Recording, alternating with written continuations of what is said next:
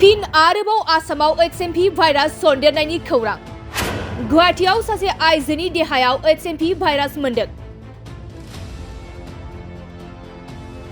Hmp भाइरासजों सन्देरजानाय आइजोखौ गुवाहाटी एप'ल' देहा फाहामसालियाव फाहामथाय होगासिनो दं।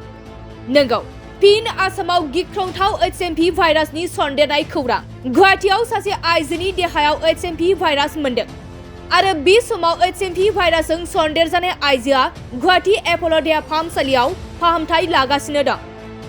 मख'नो गोनांदि क'भिड-19 नि रोखोमसे Hmp भाइरासआ बे समाव आसामाव गिख्रंथाव थासारि लाबोदों। लोगोसे 75 बोसोर बैसोनि आइजोआ गिख्रंथाव Hmp भाइरासजों सन्देरजानायनि उनाव बेनि 80 बोसोर बैसोनि फिसायखौबो आनजाद नायनायाव Hmp भाइरास पजिटिभ मोनदों। थारैनो फिन क'भिड-19 नि रोखोमसे Hmp भाइरासआ चीन हादराव गोबां गोहोम खोख्लैनायनि उनाव भारतआव गिख्रंथाव आगान होदों। बे समाव Hmp भाइरास पजिटिभ मोननाय बिसि फिसाय सानैखौबो गुवाहाटी एप'ल' देहा फाहामसालियाव फाहामथाय होगासिनो दं।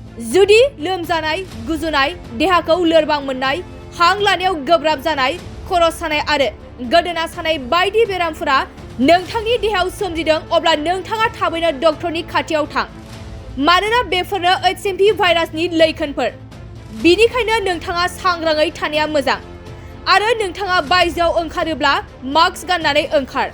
मानोना क'भिड-19 निफ्रायनो बांसिन गिथावना जानो हागौ बे Hmp